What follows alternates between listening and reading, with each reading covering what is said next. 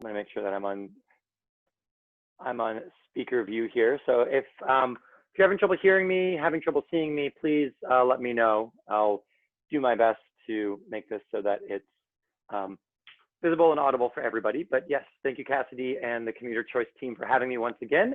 I'm proud to be here to teach a little bit about fixing a flat. We've done a couple of this series already, including the ABCs of bike maintenance, which stands for air, brakes, and chain.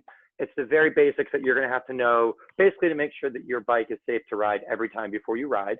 And we figured we'd dive a little bit deeper into one of the most common failures that happen out there on the roads, which is getting a flat tire.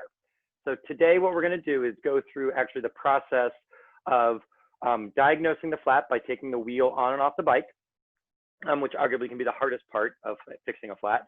I'll take apart the tire and tube system. I'll tell you a little bit about the differences of the tubes, the tires, the sizes, the different types of bikes and how they operate. And then we'll kind of go through the process of taking the tube out, replacing it, and putting the whole system back together. This probably will take almost the whole hour. I'll try to be fairly expedient with it. But this is something that is a nifty skill, which will come in very handy if you're doing regular rides, whether you're doing commuting rides, whether you'll be doing long distance rides. Chances are, if you're a regular rider, at some point in your riding career, you will get a flat tire. Now, you might not want to change a flat on the side of the road. That's totally fine. That's what bike shops are for. You can always, get a lift or catch a bus or have somebody pick you up if you have a flat tire. And also, side note we can talk about, but AAA, if you are a AAA member, they actually have a service that does roadside bike repair, and they will pick you up on the side of the road and drive you to a nearby bike shop to get your bike fixed if you are stranded out there and you're a AAA member. But that said, if you are prepared with a little bit of know-how and the basic tools, you can get by with changing your own flat on the side of the road most of the time. It's kind of a complicated process, so I will encourage you to follow along at home. If you have a bike at home and you want to grab it, I'll take a minute or 90 seconds before we dive in, so no worries, you can go grab it right now. But it might be good for you to follow along step by step. And the best way I always recommend to folks who are looking to learn how to fix a flat and get good at it, the best way is just practice. Practice, practice, practice. I'm going to go through tips. I'll be talking about tips. It'll be at the forefront of your consciousness. You'll be thinking about it. But the only way to get really good and confident and successful at changing a flat tire is to get that muscle memory down, is to understand how it works and to do it over and over and over again. So I've invited you to my bike room, which is really the laundry room of my basement, so that I can demonstrate to you that you can do this without a lot of space, without a lot of tools, whether it's the side of the road, whether it's in your garage, whether it's in your backyard or in the living room of your apartment. So feel free to grab a bike and chip in. I'm also saying a few things in the chat. I do encourage everybody to utilize the chat. Looks like, oh, great. So along with AAA, which is a great resource for picking you up if you're a member, Better World Club, which is a membership organization as well, which is bicycle themed. Of course, you don't need to be car themed. They offer bike assistance, and that's a great resource for you too. Also, just while I'm thinking of it, one of the best things to have on hand if you're out in the wild is a cell phone, and it seems to have misplaced my cell phone. But anyway, having a cell phone with you will save you that hassle as well. So you can call somebody up, call a lift, check a bus schedule, call AAA or a Better World, just the same. But that said, if you get a flat tire and you've got the tools and the skills and the know-how, chances are you'll be okay and you can change it and you can get yourself riding home. All right. I'll take a quick pause right now. If there's anything to bring up, Cassidy, or coming in on the chat or anything that you want to bring up, I'll take just a quick pause to see, but otherwise we'll dive right in. Nope, so far so good. You can go ahead. Excellent. All right. Well, thanks everyone. Okay, so welcome again to my bike room. So I have my specialized, actually I have two different varieties of bikes to showcase for you, but I'll start with my mountain bike. So this right here is my specialized mountain bike. And the reason I'm going to utilize this bike is because it's got a lot of the same mechanics that are found on, I'd say, the majority of bikes that are out there.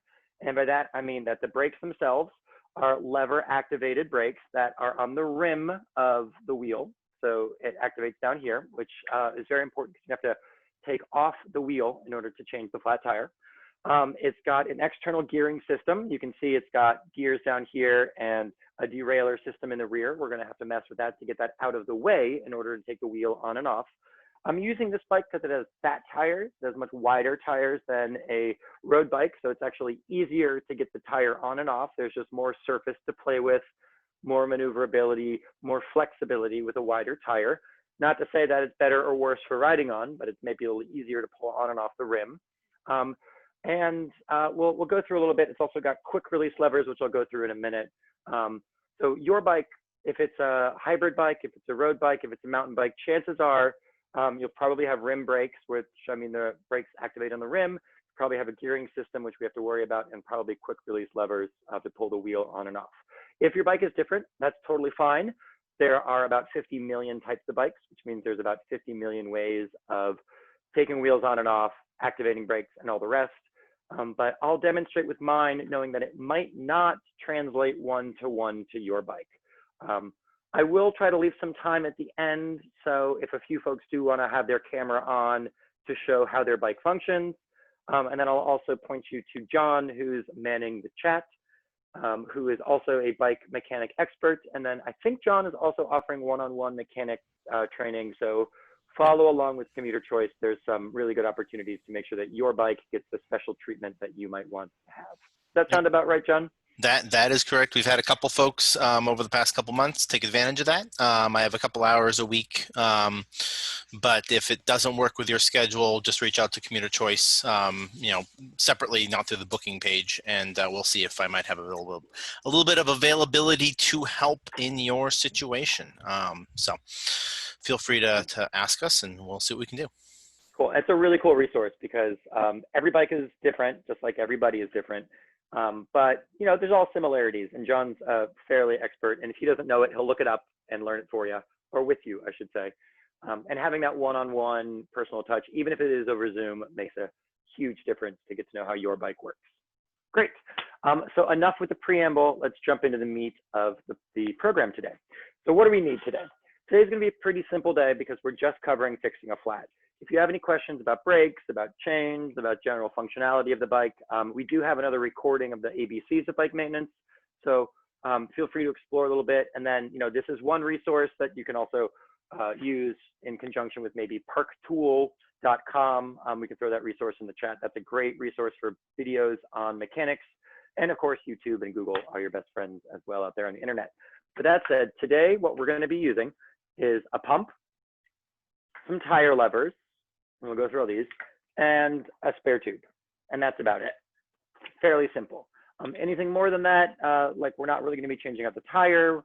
That might be, something that is a 3.0 or, something that you go to your local bike shop for. But feel free to ask any questions and any nuances to what, or any clarifications that you need in the chat as well. So again, a pump for the air, a tire levers to pull the tire on and off, and then a spare tube. Now, the first thing that we're going to want to check on your bike is how much air do you have in the tires.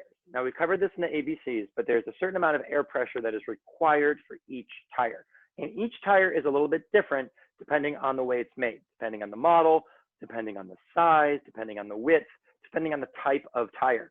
So this is my mountain bike, which means it's a wider tire, which means it's got knobs on it, and it's a little bit of a lower pressure. So if I squeeze this tire, it's going to get a slight amount of squish, where if I was going to compare this to a road bike tires are much higher pressure, and that means they feel a little bit more rock hard.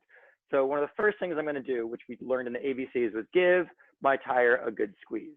If there is a little bit too little air, if there's a little bit too much squish when I squeeze it, I'm going to pump up the tire based off the specifications, which will be etched into the side of the tire, or I should say embossed into the side of the tire about how much pressure it should take in terms of the PSI, which stands for pounds per square inch.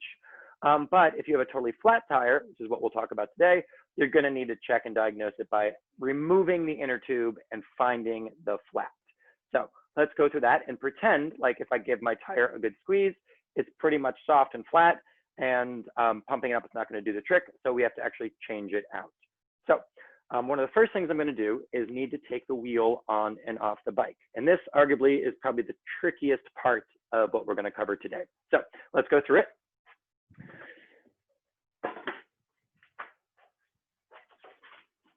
So again, here is my mountain bike. In order to take the wheel on and off, I have to do three things. I have to unhook the brakes so that I can actually remove the wheel without having the brake pads get in the way. I'm going to have to mess with the quick release lever, which is the lever that actually attaches the wheel to the frame. Your bike may or may not have a quick release lever. You may have a regular bolt, which needs a 15mm wrench. But if you got a quick release lever, no tools needed. And then I'm going to need to get my gears out of the way, especially if I'm doing a rear wheel change.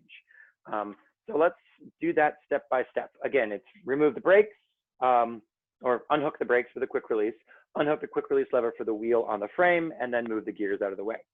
So the first thing I'm going to do is to remove the wheel to unhook the brakes. So every set of brakes will have some form of opening them up for the most part, if they're most modern brakes. On this bike, and I'll see if I can show you on this side, there's actually, these are called cantilever brakes. There's a little hook right here that I can pop in. I'll see if I can get my hand out of the way. And I can unhook my cable system. And now I've detached my brakes. You can see that my brakes are open and they're no longer effective because they're no longer attached to the cabling. I'll show you that one more time if my lighting is good enough. Just got a new light, so I'm playing around with it. I can actually hook my brakes back together, and your bike will be different. I know the shadows are in the way, but in order to remove the wheel, you have to find the quick release to unhook the brakes, and now my brakes will be open. For those of you with road bikes, let me demonstrate with a secondary bike.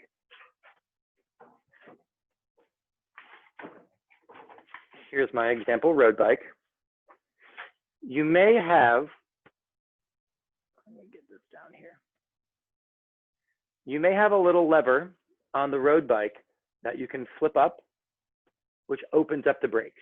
And it only opens it up very subtly, but this little lever right here is a quick release lever that allows my brakes to kind of get a little more width, and it takes a little bit of tension out of the cable by just pivoting a bolt inside of there.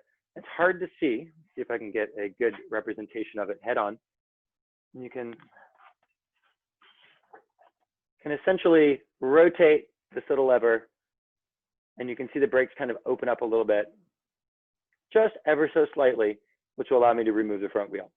I have two bikes here for an example, because a lot of you will have a road bike similar to this. So look for somewhere along the cable line where you'll have a little dial or a little hook, and that is the quick release lever to unhook your brake. If your bike does not have a quick release lever on the brakes, you're going to have to be a little bit concerned about making sure when you remove the wheel that it doesn't actually modify the position of the brake pads. It's very important as the brake pads hit the rim, they hit directly straight on without being angled or without falling off the rim or hitting the tube, or hitting the tire, I mean. Which is why the quick releases for the brakes are actually very nifty, because they basically remove the brakes out of the way so that we can take the wheel out. Two different types of bikes, two different types of quick release levers for the brakes. Your bike might be a little bit different, so either check with John or maybe we can diagnose a little bit later today on how that looks, but get familiar with it. And you can also take your bike to a local bike shop and have a mechanic step you through the process of, hey, how do I open my brakes up so that I can remove my wheel? All right, so step one, essentially, is open up the brakes. Step two will actually be, I said it as the third, but it'd be my second step, was actually to maneuver my gears, and I'll be working with my rear wheel here, because that's the harder of the wheels, maneuver my gears so that my chain is as far out of the way as possible. And what I mean there is that with a rear wheel, you'll see that there's a derailleur system, which actually is under a lot of tension. There's a lot of potential energy just being strewn through the spring mechanisms, depending on where my gear is set. And what I want you to pay attention to is that when I shift my gears, and I'll do it in a second, so that my chain actually moves to the smallest of the cogs, which is the furthest out of the cogs in my rear, you'll see my derailleur arm lose a lot of its tension and kind of fold in just ever so slightly. And what that means is it takes tension off of the system so that I can manipulate it without having that potential energy kind of come back and spring it back on me. So the second step of the process is to get this chain as far out, and by out, I mean furthest out of the frame as possible, and I'll do so by shifting. And that means on this particular bike, I shift to the hardest gear, which is the furthest cog out, and you'll see that when I start to spin my wheel, I'll do it from this position, that my chain will actually flow from the cog that it was on, and it will move to the cog that's furthest out on the bike. You'll see how I did that? It just moves the chain so it's furthest out.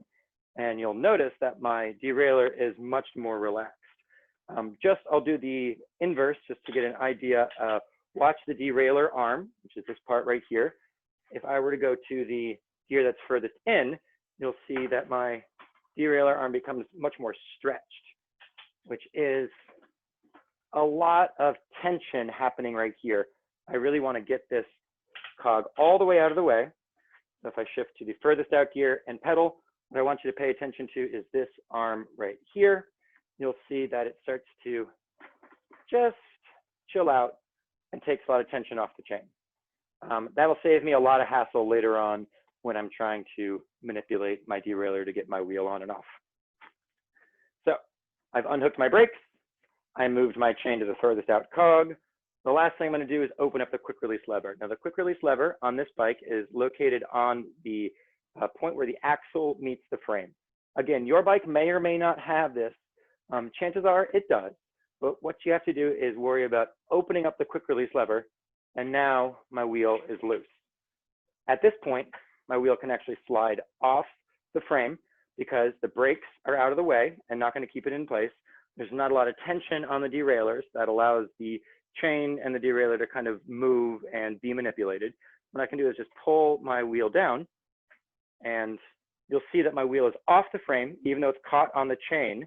And I just can kind of just pull it down and just get it out of the way. And now I've removed my wheel. I'm going to do this again about 3 times. And I'm actually going to do it with my bike upside down so that we get a full explanation of how that works. And I know this may seem very rudimentary or secondary to fixing a flat. Really, this topic should be called removing a wheel and then fixing a flat. But one of the hardest things to do is, especially when you're out in the wild, if you're not familiar with how to take off a rear wheel, if you get a rear flat, it becomes a giant pain because you're just unsure of how the mechanics work. So I'm diving in very deeply here just so that we're all on the same page. So I'll do the inverse of what I just did there, where I have my derailleur. I want to move my derailleur out of the way a little bit because my target is to get the axle of the wheel into the little slot called the dropout. I need to move my derailleur a little bit out of the way. I'm going to insert my chain around what's called the cassette, which is the cogs in the rear. I'm going to kind of settle my rear wheel into place. And then I'm going to kind of manipulate it so it locks in. And I might need to move, like physically just get my derailleur out of the way. And let's see what's going on here. And get it to settle in. So if I were to do this again for your benefit, you'll see that my chain's furthest out, my brakes are open. I'm going to move my derailleur out, which presents a nice direct flow. Pull my wheel all the way out, move it out of the chain, and remove it. Again, this is one of the hardest things to do to be for the first time if you haven't done it before. So practice this by taking your wheel on and off several times. And I'm going to go through this now. I'm not going to go through this later for the interest of time. So keep an eye on how I'm doing this. It's open the quick release lever, pull the derailleur a little bit out of the way, make sure my brakes are unhooked, physically just yank the cog out, move it out of the way, and there we go. Now, one thing I want you to notice is how the derailleur looks. Change my lighting here. How the derailleur looks when there's no tension on it. You'll see it's folded in on itself. Really, the derailleur needs to be out like this once the cogs are in place because there'll be a flow for the chain. But when there is nothing in between the two bits of chain here, that means there's no tension on the derailleur and the whole thing collapses in on itself. So you should get comfortable understanding how the derailleur works and that you can manipulate it if you move it ever so gently and ever so slowly with your hand. But if you move it too much, you can bend it, you can get it out of shape. And then what you're doing is basically changing how your derailleur lines up the chain with the cogs, and you can kind of throw your whole system out of whack. So be careful, but know that you can just move your derailleur if you manipulate it gently, because it is spring loaded and it will move. So that said, one more time, and then we'll move on. I'm putting my wheel on, which is, assume I've done my whole changing a flat already. I've changed out the tube, new tire, diagnosed the problem, and I'm reinserting it. What I'm looking for is to move the derailleur out of the way. Find my cluster of gears called the cassette. Try to get that cluster of gears to be in between the two bits of chain. To drop it in, I might need to kind of wiggle the wheel to make sure it settles into place. I'm going to close my quick release lever, which you can't see unfortunately due to the camera angle, but that's all right. Close my quick release lever. I'll probably give it a pedal stroke or two so that my gears reset. You'll see my derailleur kind of locks into place. And then the last thing that I'll do is to reset my brakes down on the bottom. If you're unfamiliar with how your brakes open and close, be very careful there. You want to make sure that you have functional brakes. So now that my wheel is back on, I'm going to check my quick release, make sure that's in, give it a pedal stroke, make sure the chain flows smoothly, hit my brakes to make sure that they stop. And then lastly, what I would do is I'd actually flip my bike back upside down and make sure everything rotates and do my ABC check to make sure everything's good. That'll be what you do at the end if you're putting your derailleur back in. One pro tip right before I disassemble this for the last time, and then we'll jump right into the flat, is that you see how the derailleur does have a flow to it, does have a way that the chain actually moves, a little hard to see from the zoom angle, but there's a flow to the chain as it comes in from the bottom and goes around the cogs and goes around these pulley wheels. And you saw that when I removed the cluster of gears, this collapsed on itself. This is actually tricky if you're unfamiliar with it. So one tip that I like to do is before I mess with my derailleur system, I'll grab my phone and I'll take a picture of the system as it's complete so that I know I have a target to go back to and I have a reference to go back to of a picture of how this looks. I'm a very visually oriented person, so this is a way of making sure that your derailleur and chain are actually still in flow if you're unfamiliar with the system, which arguably the reason I'm going so in depth in this is because I have struggled so many times when I was just learning how to fix a flat on just the simple task of removing and reinserting the wheel. Great. So, and I realized that was very much in depth. So the last thing again, do it one more time. I'm going to unhook my brakes. I'm going to make sure my chain is as far out as possible. I'm going to unhook my quick release lever. And as I move my derailleur out of the way, pull my rear wheel out. And now I've got my wheel completely separate from the bike. All right. In a minute, we're going to go through the actual changing of the flat, but I'll take a quick pause there, realizing that there might be some questions or others. Cassidy, feel free to jump in. Looking, I think it's looking good. I'll take over Cassidy. I was in the chat. Couple quick clarifications on shifting a little bit first, then move the pedals to kind of get that to shift into place. Sometimes you can't shift all the way to the end of where you need to be, depending on where you were when you stopped the bike. So it's kind of like a multi-step process a little bit. And then I had one comment. So I have a internal gear hub bike with a full chain case, which means it's a whole process to remove the rear tire. So I have, unless it's a full blowout, I can make the change with the tire on the bike still, and that's always a trick if it's very obvious where it is. it's definitely very doable, but the front tire is much easier. But your process is, with the derailleur, it's much easier. But if you have a chain case, or internal gear hub is very easy. But if you have a chain case, you're going to have to be unscrewing a whole bunch of different parts that clip together and do other things. And so you really want to learn how to just do the little trick of doing it on the bike itself. But oh wow. So John, I have a question there. Would that be, you would just patch the tube if you were changing it? Okay. Yeah, I just patched the tube. Again, short of a colossal, blowout where it, really hit a piece of glass or something really bad that kind of ripped the tube.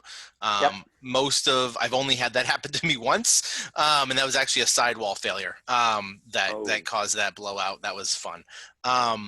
But all of my other ones, it's just been able to just do a quick patch. I can usually find the problem and kind of pop the tire out between the tube and the actual tread. But yeah. Well, I'm impressed. You learn those tricks. You learn those tricks when it becomes so much of a pain to really pull that rear tire off. Yeah, no, and the reason I dove in so deeply with the pulling the wheels on and off is because it is really challenging. That the other half of this presentation is actually pretty basic. I'm just letting air in and out and just using your tire levers. But the way that the mechanics of the bike kind of integrate together, like John was saying, if there's a chain guard, if there's a gearing system that's different than an external gearing system, there might be 2 or 3 more steps to the process. So your bike is particular, which is why John is here for the one-on-one, and then your bike shop will hopefully step you through that process too. You can always reach out to Mass Bike too. We're happy to point you in the right direction as well, but your bike will be particular to you. And again, as I mentioned earlier, the best way to get familiar with this is just to do it 20 times in a row. Struggle with it, realize the failures, and once you get around, the frustration of putting things back together and you get the muscle memory down, you'll have a much easier time if you ever need to do this in real time in the wild. Good. Thanks, John. That's a really good tip there too. Okay, so I've got my wheel. You'll see there's a gear side and a non-gear side. Here's another example of the quick release lever just for reference. You'll see that it's curved almost like a spoon. When it's open, it's kind of got a curve out, and then I would close it like this, and that actually provides the tension of holding the wheel on the bike. Some quick release levers, they even say the word open and close on it. If you're unfamiliar with how quick release levers work, it's definitely worthy of a YouTube video checking out, or a Park Tool video. But this lever is absolutely crucial to make sure that your wheel is secured on your frame. So that said, total tangent. Here's my wheel. Let's go through the air and tire and tube process. The first thing you should know about taking your tire on and off is what type of tube you have. And there's a couple of varieties that you're going to need to know. There's changes of the diameter and the width. So you're going to need to know the size of the tube and the tire system that fit your particular wheel. There's only like 5 or 6 different options. You'll just need to know which one fits you. And then you're secondarily going to need to know what type of valve system you have, so that you know how to actually get the air from the pump into the tube system. Now the tube is inside of here. The way it works is we have the rim, which is this metal right here. Then you have the tire, which is the casing. And then inside of the tire, locks into the rim, is the inner tube. So we'll go through that in a second. And so the 2 things to keep in mind are the size and the diameter of the tire and tube system, and then the valve. Let's talk about the size first. The cool thing about the size is that it doesn't change. Once you know the size of your wheel and your tire, then that's it. That's all you'll need to know. It doesn't actually change. The same width, the same diameter. You can get different tires that are different widths, and that'll depend on, that'll change what type of tube you need to purchase. But just so you know, it's actually embossed on the side of the tire. Somewhere along the edge of the sidewall, it'll tell you the size. Let me see if I can find it here. It'll tell you the pressure. This one says 65 PSI, a little hard to see, but you can kind of make it out. It's etched into the side there. That's the pressure. I'm not worried about that right now. I've got the branding, but you'll see right here where it says Crossroads, that mark in red says 26 by 1.9. That first number, 26, refers to the diameter of the wheel, and the 1.9 refers to the width of the tire. You're going to need to know what your diameter and width are. General reference on mountain bikes, typically, especially older mountain bikes like this one is, the wheel size is probably 26. On a road bike, like I showed you earlier, chances are the wheel size is going to be a 700. Now it's confusing. One's metric, one's an Imperial. It's kind of dumb. They've never really merged them to make them universal, but that doesn't quite matter because all you need to do when you're replacing your tube is to make sure that the numbers match. So you see how this is a 700 by 35 to 45. This tube would not fit on my wheel over here because my wheel is a 26 by 1.9. So I need to get a tube that fits 26. This would work for my road bike, which I showed you earlier. Let me wheel this out here. My road bike is actually a 700 size wheel, and that'll tell me right here when it's embossed in there. So I know that this is actually a tube made for road bikes and not for mountain bikes. You're going to need to know the difference, and the way that you know it is actually just by reading it on the sidewall of your tire. If you can't find it, I guarantee it's there. You're just going to have to look a little harder, but sometimes it gets worn down, so it takes a little bit of searching. So go ahead and take a look to see what size tire you have if you're following along at home.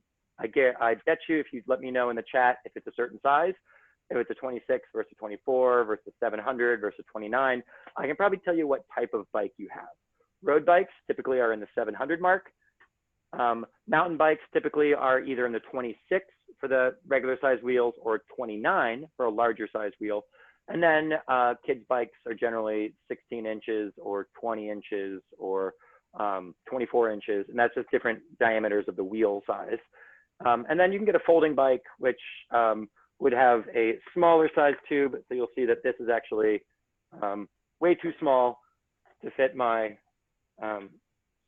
my wheel here. So this tube is actually a folding bike tube for smaller wheels. So again, first thing you need to know is the size of the diameter of the wheel and the width of the tire that you're trying to fit. And it'll tell you on the side. Second thing you're going to need to know is the valve. And there's two different types of valves. There is a Presta and a Schrader. This is a, here's the nuances of the two different types of valves. There's really only two different types of valves. And the reason that there are two is because it depends on the width of the rim. So the wider the wheel, the more opportunity there is to drill a hole that is a larger hole, which could fit a larger valve. The smaller the rim, like on a road bike, if the rim is too narrow, and by the rim, I mean this metal part of the wheel here. If the rim is so narrow that they can't drill a larger hole, they have a smaller diameter valve called a Presta valve. It's a little hard to see on the Zoom, but I'm trying to give you a good example of the size differences between the Schrader and the Presta. And the reason that you need to know which one your system is in is because it changes what type of tube you have. You can see that this tube here is a Schrader. So you can even says the word Schrader at the top, but it also has a little diagram that matches the Schrader style valve. See if I can match this up. There we go. See how that works? The Presta here, mainly made for road bikes, mainly made for thinner tires. You cannot fit a Schrader sized valve in a wheel that's built for Presta because this is too wide and just won't be able to fit in the hole that Presta is made for. So you're going to need to know that. Again, the size and the diameter and width of the tire, and then the type of valve that you have. And it's important to know with the valve system how they operate. So I'll take a few minutes to talk about how actually air goes into the valve, depending whether you have a Schrader or a Presta. Let's start with a Schrader. So the Schrader system, and I'm going to do this outside of the rim, and you'll see that when I get to actually pulling apart the system, it'll make sense. The inside of the Schrader actually has a little plunger style piece of metal that's spring loaded that needs to be depressed in order to activate the air. So you need to get that little spring loaded inner section there out of the way, which the pump will do in order to get air in and to let air out. So just as a quick demonstration, on a pump made for Schrader, I'll demonstrate in a little bit. If I were to put a little air into this tube here, see if I can do this in real time without twisting things and making a fool. Put a little bit of air in, and I'll go through the pump system in a second. So I just have a little bit of air. The way that I can get the air out is actually to take either the edge of a tire lever or a key or maybe a stick or a rock. But if I depress that in there here, you'll hear the air actually coming out. And that deflates. The way that you activate the valve is to get a a mechanism either in the pump or externally to let the air out or let the air in, and you can depress it inside of there, and that actually opens up the valve to let air in and let air out. The Presta valve system operates differently. So there's actually a brass tip on the end of a Presta valve system that I can screw open or screw closed. Right now it's closed. In order to get air in or out of this system, I need to move this tip either up or down. Right now it is closed. If I unscrew this tip, now my valve is open and I can actually put air into the valve. And you'll see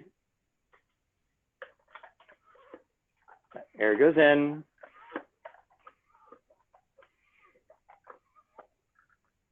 I'll talk about my pump in a second. And because the brass tip is open, I can actually let air out by depressing this down, and you can almost hear it.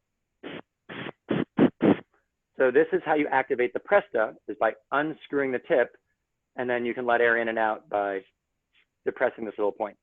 To close the valve, you have to be sure to screw this brass tip down.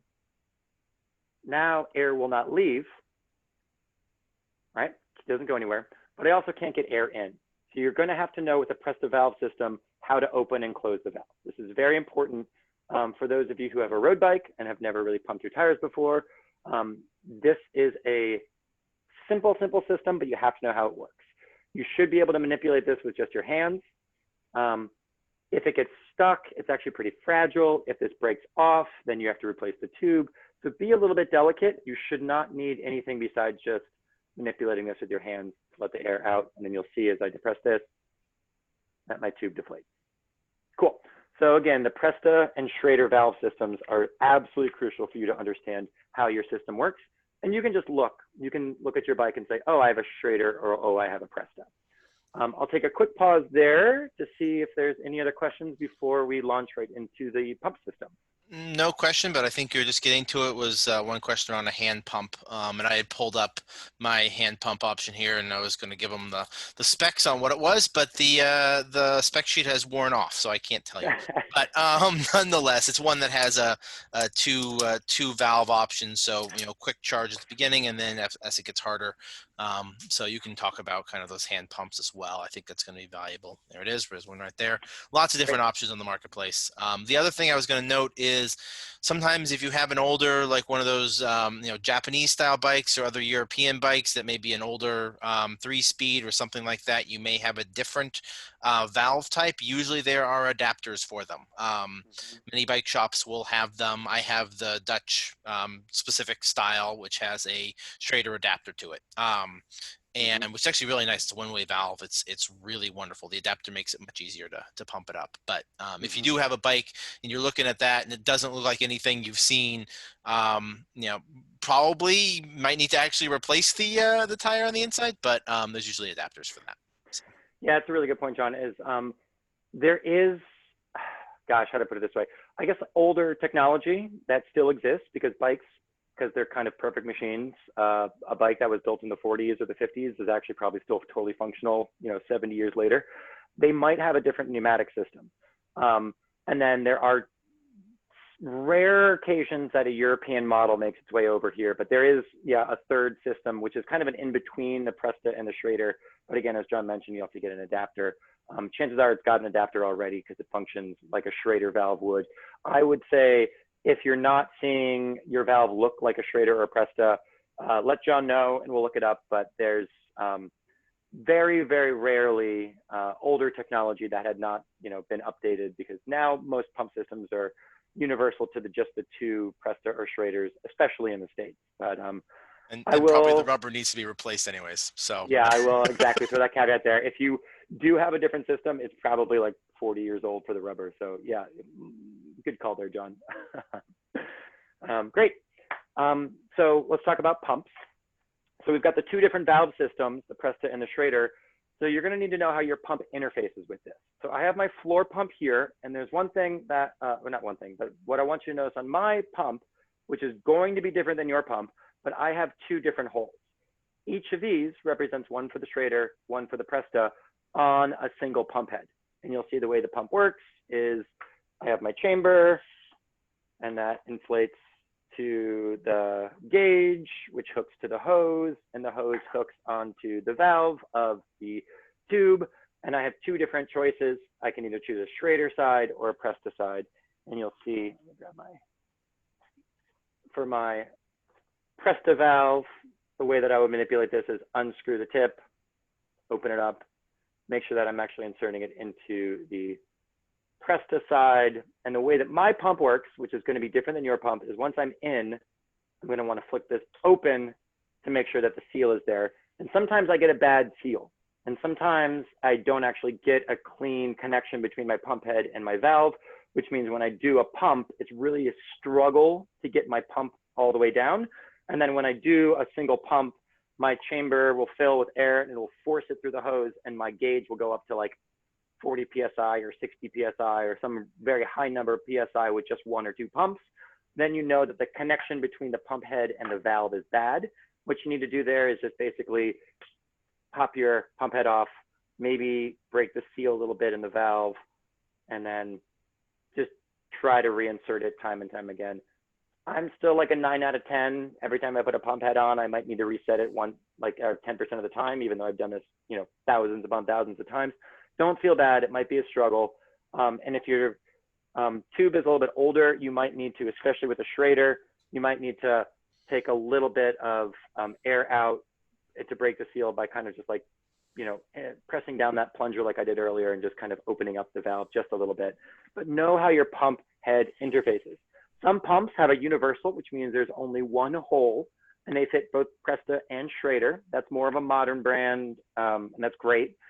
Some pumps have one on one side and one on another side, so that you have to know which way you flick up. Sometimes there's a lever that turns one direction or another direction to seal the Presta side or the Schrader side, depending on your pump. Your pump is going to be different than my pump. Your pump is going to have particular struggles that my pump doesn't have, and my pump's finicky for other reasons, but get to know how the interface of your pump works. And that said, if you don't have a floor pump, which I highly recommend if you're going to be riding at home, get one of these for your garage at home.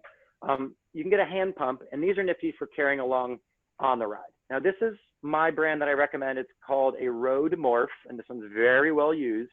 It's made by Toe Peak. This is one of my favorite types of models for a couple of reasons. One, it's got a little flip out for the lever and a little platform so that when I'm pumping, I can actually step on here and have some good leverage while I'm pumping. You'll see it's kind of large for a hand pump, which means that the chamber here does fill quite considerably with air.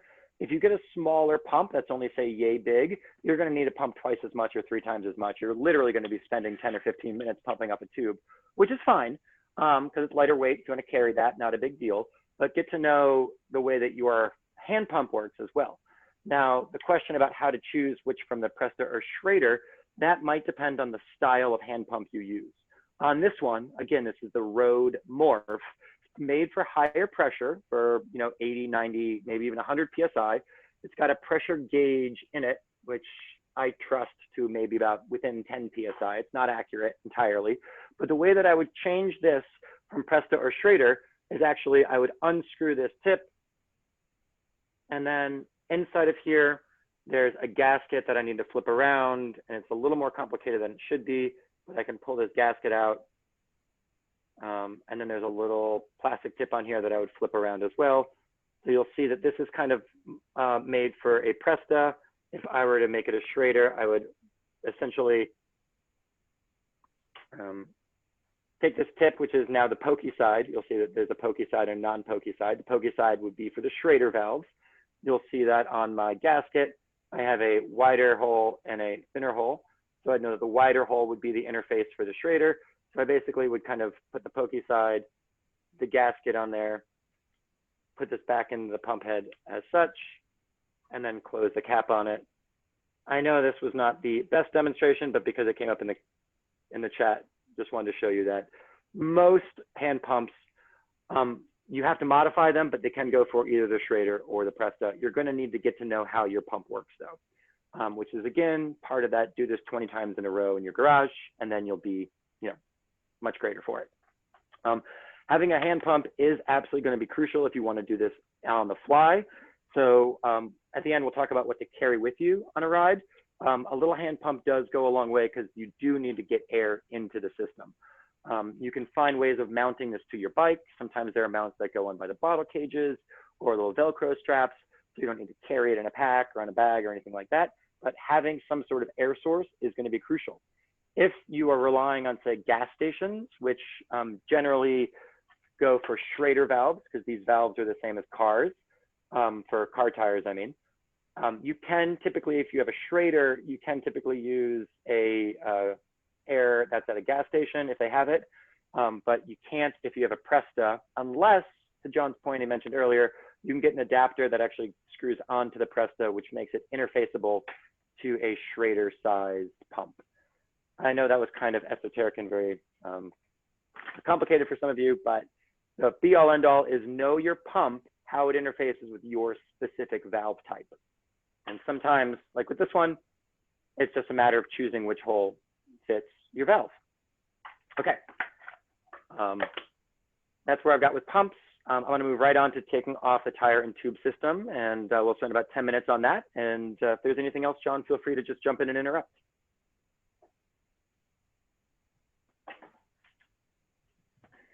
All right, so for this part, what we're going to be doing is we're going to be deflating this tire entirely. I'm going to be removing the tube, the tire casing, pulling out the tube, and then reinserting it to show you how it's done.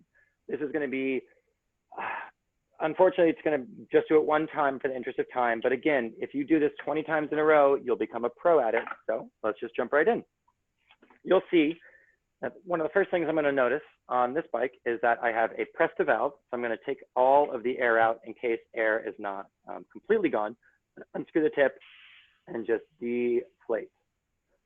Maybe I'll give a little bit more spacing here.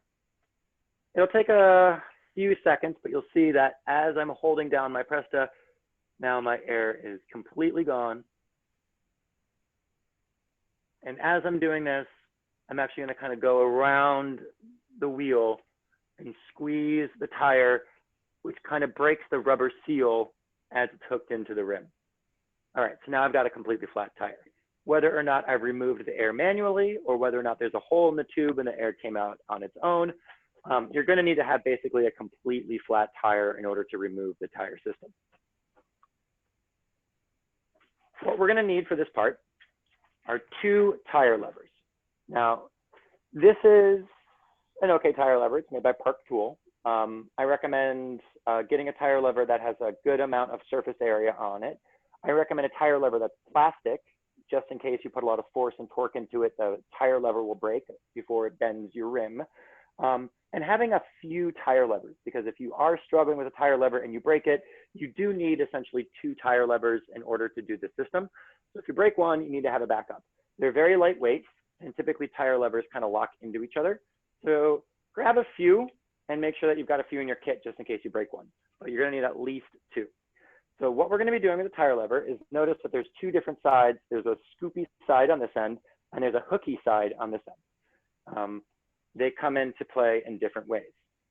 First thing I'm going to do is once I've got my flat tire, I'm going to pay attention to where my valve is, which is right here. And most of the stuff I'm going to start with, I'm going to manipulate on the opposite side of the valve, because the valve is actually a little fragile. And I don't want to be manipulating too much and tugging too much, because I can actually tear the valve and tear the tube.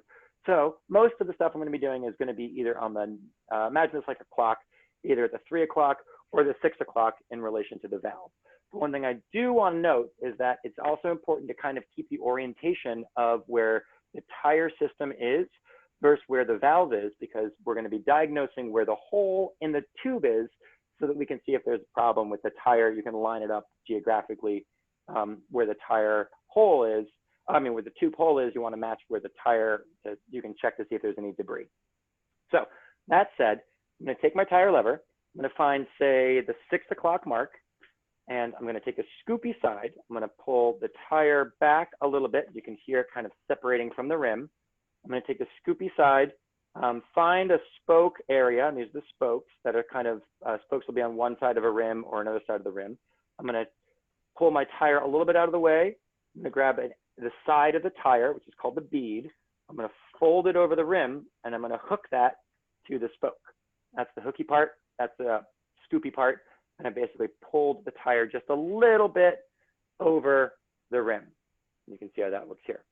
Actually, I'll do it this side so the light catches it. You see how it's kind of folded out on that side. Next, I'm going to go about 4 to 6 inches away from my first scoop.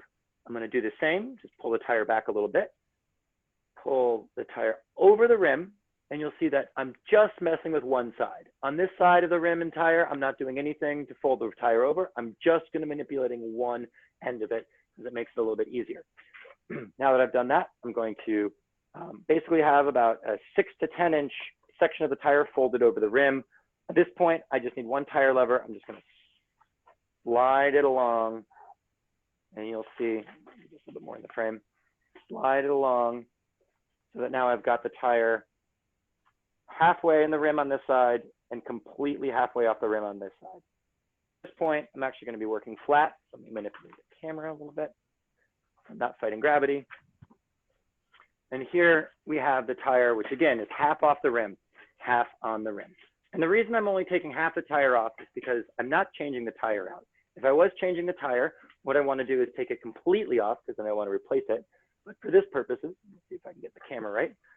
What I'm going to be looking at here is just to get the tube out. I've got half the tire off. I'm going to find the point. Again, my valve is here, so I'm going to start at the 6 o'clock. Physically, just yank gently the tube, start to pull it out. You don't need to be too delicate at this point, but it's always good to just be a little more careful. And then at that stage where I've got all of the tube out except for where the valve is, you can see my valve right here, I'm going to pull my tire a little bit out of the way and pull my valve just directly out of the rim. And you'll see on my rim, I have a hole right here where the valve goes through. And you'll see that valve will be oriented as such. So cool. Now that I've pulled my tube out, what I'm going to want to do is put some air in to find the hole. This is the best way to diagnose why you got a flat, is basically find the symptom of where the hole is, and then we can check the part of the tire what correlates to the side of the tube to see if there's any debris like glass or staple or anything along those lines. What we want to do is put a little bit of air in my tube, give it some shape, give it some dimensionality, and literally I'm going to just listen and see if I can hear if there's any air coming out. I can feel for the air. If it's really noisy out and you can't hear, sometimes I'll lick my lips and kind of use my lips for all of their sensitive nerve endings to see if I can find the air coming out. But it's important to know where on the tube geometry the hole is so you can find out why you got the hole in the first place. And there's 3 main types of getting a flat. The first is debris that makes its way through the tire that you've ridden over, it's wiggled its way through the rubber, and it's made its way to puncture the inner tube itself. Let me angle this a little bit so you can see me. If the hole on the tube is on the exterior, on the outside of the 3-dimensional shape, chances are it's a piece of debris that made its way through that you have to take out. Second most common type of flat is a hole that you'll get on the side of the tube. So if the tube is 3-dimensional, you might get a pinch flat on the end. And what happens there is that the inner tube will squish if it's really not inflated properly or not inflated enough, and it'll pinch against the rim and you'll get a flat as it comes out of the side. If that's the case, there's probably not debris. Chances are that you just hit a pothole or a bump or a curb, something really hard, and it squished the inner tube against the sharpness of the rim, and that's why you got a flat tire, and you need to just pump up your tire better next time. And you can patch these if you want, but there's probably not too much debris that caused that flat. And the third type is if it's on the inner loop, there might be something wrong with the rim and the rim strip. So what I want to demonstrate here is that maybe it's this side, it's a little easier, inside of the inner tube and tire system, there'll be these spoke holes that have a rim strip at the rim, which hopefully prevent the tube from getting sucked into the spoke holes, and it will protect the tube. If these rim strips wear out, what will happen is the tube might get, as it's inflated to its proper pressure, it might get caught on a piece of metal in the rim itself, and you'll get what's a hole on the inner loop of the tube In that case, you might need to replace the rim strip, and that's sometimes common as well. So keep an eye on how the position of the flat is based off where it is on the tube, so then you can diagnose the problem when you're putting the system back together. If it's on the exterior, what we're going to want to do is actually kind of like feel through the tire and see if you find any snags of staples, of glass, or if anything catches, and you're going to need to pop it out and remove it.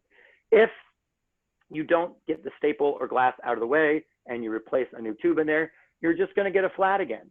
You need to fix the problem, especially if it's a piece of debris that's in the tire. So spend the due diligence, spend the few minutes it takes feeling the inside, checking the outside, and keeping an eye on it. Is there a gash in the tire? Is the tire really worn out? Do you need to replace the tire? These are things that you have the opportunity to look at as your system is decombobulated.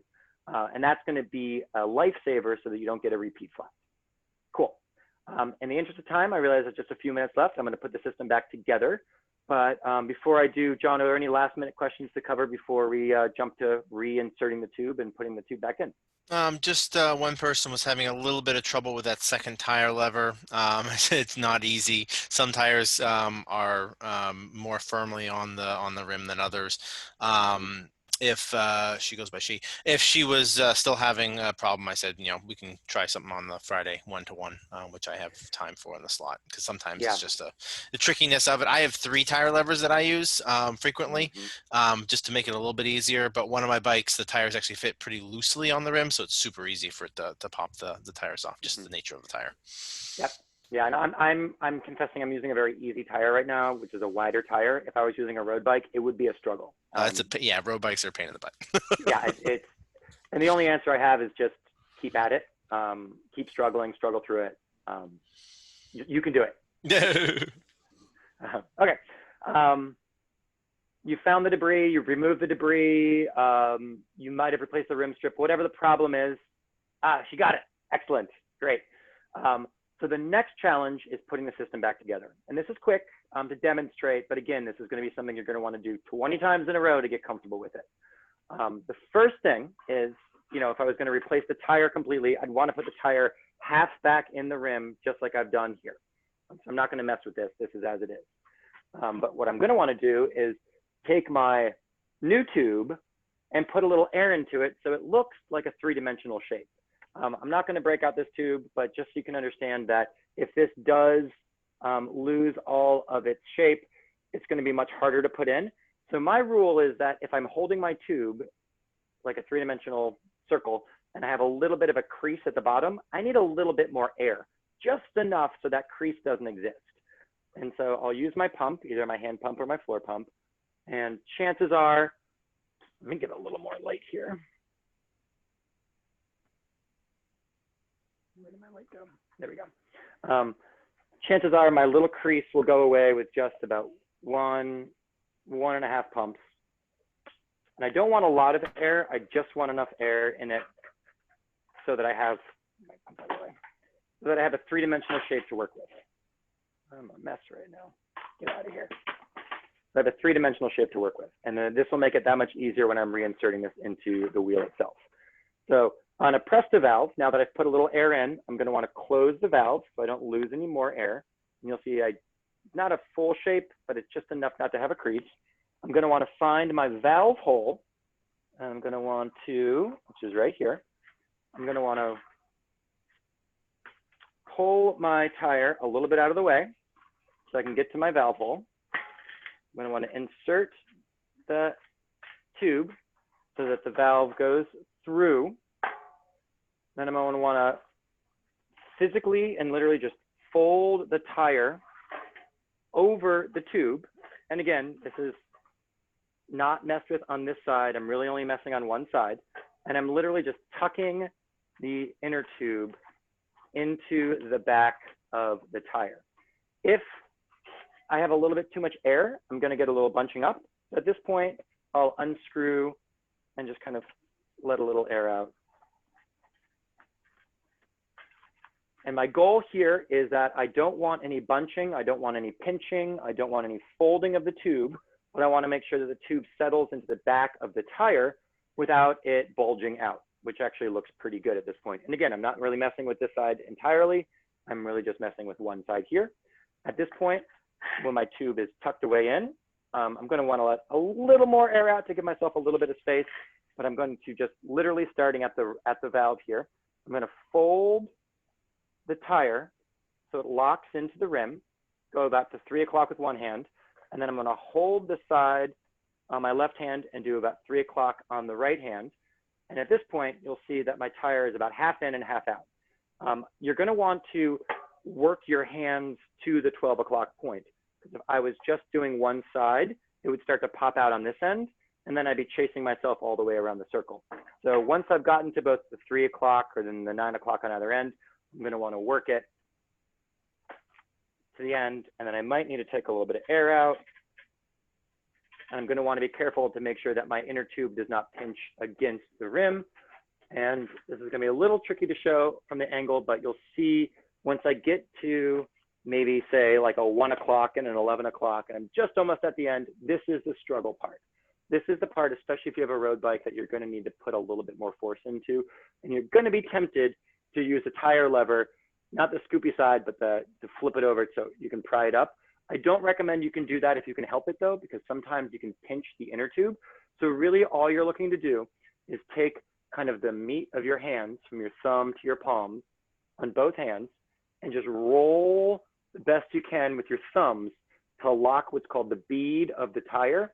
Try to get that to lock into the rim. And this is going to be really hard on road bikes. You really just have to stick with it. Just push and push, and it's going to hurt your hands if you're not familiar with it. But once you get it over and you lock it into place, you'll be golden. Once you do that 20 times in a row, you'll understand how much pressure and where to apply it. But really, it's a rolling, almost like you're rolling, like just kind of forcing it like this and using your thumbs and the meat of your hands to kind of push and roll that tire bead back into place. It's going to take a little bit longer than I'm making it look here. After you've done that, check the side of the rim, check the side of the tire, make sure nothing is sticking out, make sure the tube is not sticking out. And if you feel confident that you've actually reinserted the tube in the tire and it looks like it's called seated, that's the word, seated back into the rim, at that point, what we're going to be doing is just reinflating. And I'm sure you all are familiar since we talked about the pump earlier, but the trick with reinflating, and this is the very last step for the demo, because I'm not going to put the wheel back on. You want to make sure you inflate slowly, because as you inflate, sometimes the tube starts to poke out. So I'm going to go all the way up and all the way down with my pump, all the way up, all the way down. And I'm going to want to go to about maybe 10 or 15 PSI and take a break and check around the edges of the rim for any bulging, for any folding, for anything that looks like it might be slipping off. If the tube is going to be pushing the tire off the rim, I'm going to want to take the pump off and deflate quickly so that I avoid a blowout. Blowouts do happen, and what that means is as I'm pumping up and I get to a higher pressure, if the tire and tube slip off the rim, it just might explode. It's not dangerous, but it is loud, very, very loud.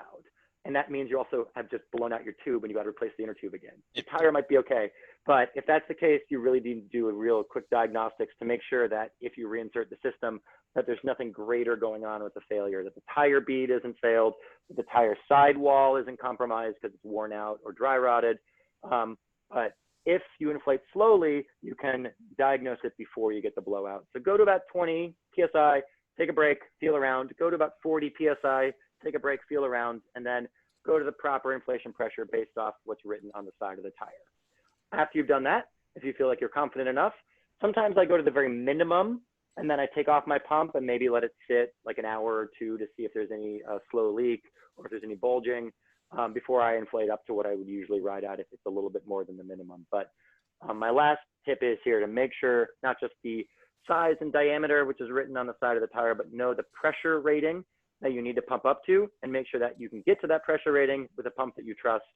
And then, you know, since you're just put on a new tube and a new tire system, check it in an hour or two and make sure you don't have a slow leak somewhere that, you know, maybe a failure that you didn't actually take care of when you were digging through the tire. With that, I realize that we went through a lot of different stages and tips. I'm happy to take a pause and see if there are any final questions here. And I realize that I'm a few minutes over, so my apologies Thank you everyone for sticking with us. One note, commuters, what do you recommend for kind of basic repairs? And I was saying, I carry with me, I have usually a little multi-tool, little patch kit, little air pump. I've never had to use it on myself. It's mainly to help other people that have had problems. I only have about a 5-mile commute. I'm on the river path. I don't have a lot of opportunity for crap to get stuck. Occasionally there's glass. If you're doing a lot of more of an on-road commute, like you're on Mass Ave, you're on a busier road that gets a lot more vehicle traffic, there's a lot more risk there. I've found, so you might want to, be a little bit more attuned to that. But if you're off-road, you're doing pretty good. And there are, thicker tires, and there's some other. We didn't really go into tire technology. There's some other stuff out there that can help with this to mitigate patches and potential issues. But yeah, so I would recommend, if you're carrying stuff, always have tire levers, and again, probably a third. A spare tube always helps, and you got to make sure it's the right size. So you'll see this is a 700 by 28, and make sure it's the right valve system. Try to find an air source so that you don't need to rely on a gas station, and know how your pump works. And then this is secondary to what we're learning today, but this is a multi-tool, which kind of has a chain breaker and all the Allen keys and a screwdriver, which we can do other stuff with if you need to change a brake orientation or tighten a cable or something like that. Even if you don't know how to use the tools, like to John's point, if you have the tools and an extra pump, chances are a cyclist is going to pass you and say, hey, do you need a hand? And if you do need a hand, don't feel embarrassed about saying yes. I'd be more than happy to help whomever I see on the side of the road. But if I don't have a pump, I don't have a tube, I can't really help. But I do have the know-how. So trying to carry at least a tube if you're going to be riding outside the city and riding somewhere where you can't easily, just get home if you need to. And then tire levers, of course. And yeah, that's kind of the be all end all. It's pretty basic. And I think of the 16 or 17 years I've been riding in Boston, I've gotten maybe 3 flats that I've had to fix on my own out there. So most of the flats that I've gotten slow leaks. So I'll notice them in the morning, before I head off to school or head off to work. So it's not like it's going to happen like all the time when you're out there riding. And if it does happen frequently, chances are you need to go to a bike shop to get something is more wrong than just, a puncture. There might be something wrong with the inner tube, with the tire itself might be failed, or the rim strip might need to be replaced. Yeah, I've been riding 10 years in the Boston area. I've only had one major blowout. That was a big glass piece on a tire that was probably, should have been replaced type of thing, right? And I've had a number of slow leaks, but, getting out in the morning and you've got your commute down, so you get to work right at 8 and you get out at 7:30 and your bike's flat. Well, might take you a little bit longer, but usually it does happen at home if it's going to be a slow flat. If it's a little bit of a small rock or a small piece of glass or a tack or something like that might have got in there. That's the case. And we have, if you're on campus, we have a number of fix-it stations for both air and tools. I maybe have a tire iron on the little chain. I don't remember if it does or not. That's attached with those tools. Not those tools, but the tools that hang off the fix-it. Yeah, I was just wondering if mine does there and it doesn't. So yeah, it's always good to carry an extra pair. Yeah, I don't know. So we have options on campus as well for if you do get to campus and things are you're flat. The Harvard campus map, I believe, has the updated location information. I had to help somebody over at the iLab. There's a place right behind there that has the station. So they definitely I will. Very helpful. I will throw a caution out there too, though, John, is that sometimes those the tool side and the stand side of those fix-it stations is great. Yeah, but the the air can pumps, be. Yeah, the pumps sometimes are worn out, and I know that City of Cambridge and Harvard does do replacements of the gaskets, but in order to get a good seal on the pump to the valve, there's a rubber gasket inside of here that needs to be pretty solid. And the trouble with the outdoor pumps is that the gaskets are in the elements, so they expand and contract based off the heat, the humidity. So I actually don't really trust a lot of the pumps that are public pumps, unfortunately, unless I've known to use them in the past. But that said, I know that Crimson Bikes, for instance, on Mass Ave has an outdoor pump, which is trustworthy. With COVID, just make sure you're doing hand sanitizing and all that sort of stuff.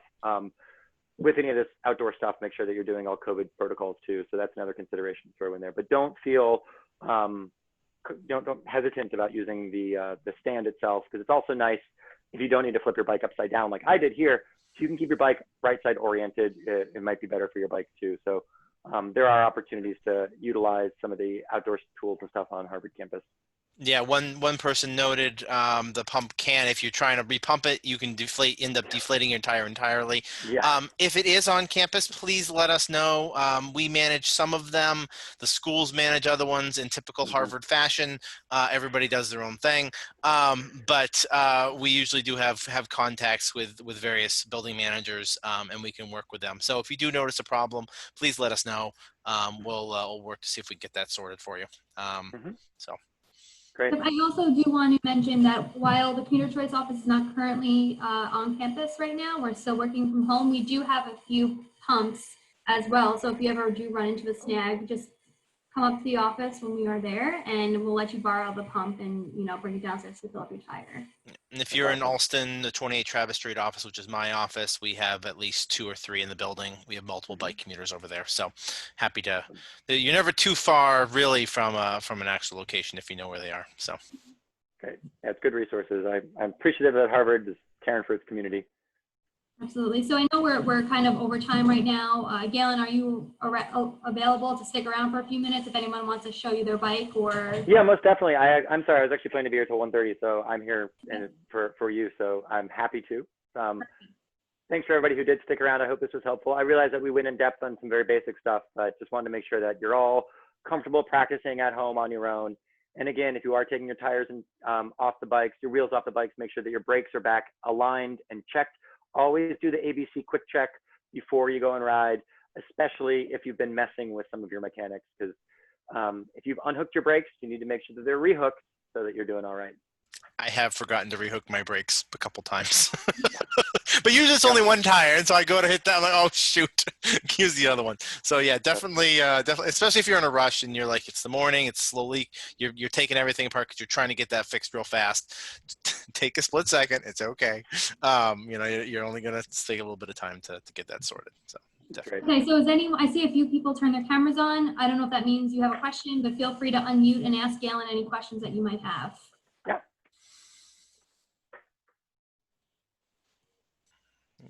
We're looking good. This is Molly. Thanks so much. This is really helpful. And I was able to get my tire off and on and get access to the tube. My hair is a mess. It's so humid. My question is my pump. So trying to inflate my tire. It says here Presta Schrader on the back, but there's only one hole.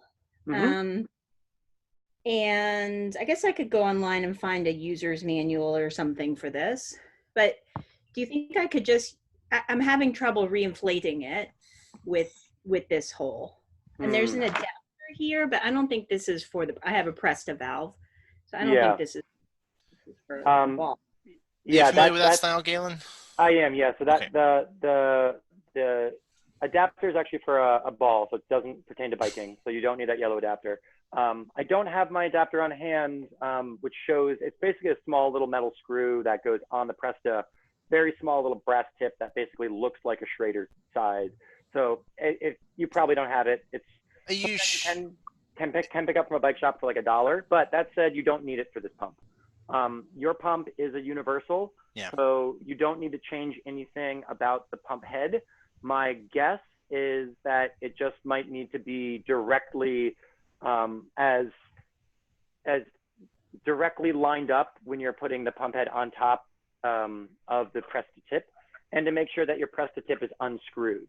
So I'm sure you did it because we covered it, but if I were to unscrew this, I would be very careful just to make sure that well, it's different because it's not universal, but as you put it on pretty firmly, and then, you know, my hunch is you have to open it up like mine does here, where I have to flick it up to lock it into place.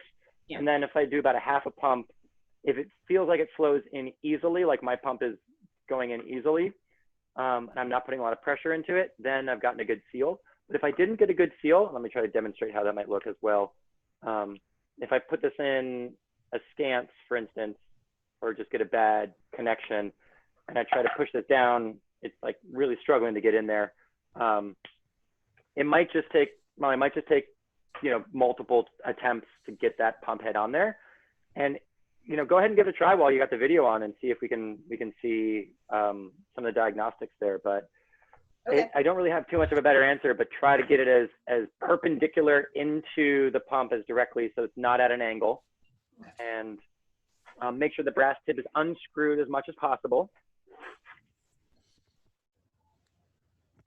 The other thing I was going to say is sometimes those valves, you know, it needs to be, the lever on the back needs to be up, and then you attach it and you push it down, or it needs to be down and then you pull it back up depending on the style, but I'm not sure. I've seen it do both.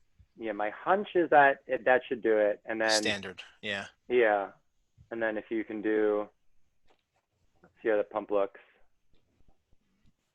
Oh yeah, that's better. I think I just had it maybe on, well, when I push the dial goes up. Yeah, it's not a seal. Yeah, it's not getting in there. Yeah. But, well, try again. Keep going a couple more times. It looks like it's going pretty good. That is, yeah, that Yeah, seems it fine. feels good, but the dial goes up and then all the way. Oh, okay. So this is my mistake. I should let you know. So the way it's going to take several pumps in order for it to get a registering of the PSI. Okay, it's getting more firm. Yep. So there, And they're then, going. yeah, and I'm sorry I didn't cover it in this one, but it's actually where the dial sits back. So the dial will go up as the air goes through the system, through the pump, and then wherever the needle settles is the current PSI. So you'll pump and it'll go all the way to 100, but then like go back down to 40.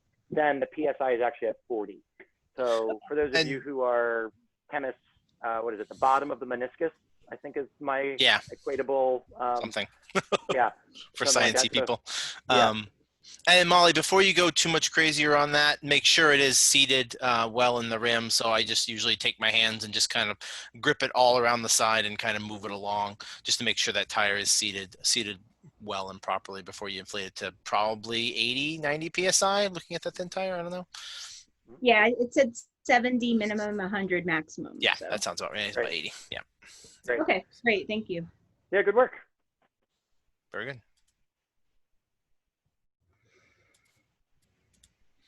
We have one question on tools. So we typically use a multi-tool from Park, and they have a nice little tube and tire repair kit. And we've purchased those. I don't know if we've given any away at any point, but we usually have those for our Fix-It events on campus when we do those. But they've worked really well for us.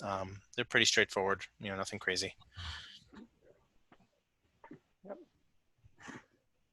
And actually, the only bike-specific tool I have is the tire levers. I have a regular, you know, just a work multi-tool and other. The only thing, you know, pedal irons, you know, stuff like that. If I'm doing something crazy, but regular tools you may find in your toolbox are usually pretty good for 85, 90% of what you need to do.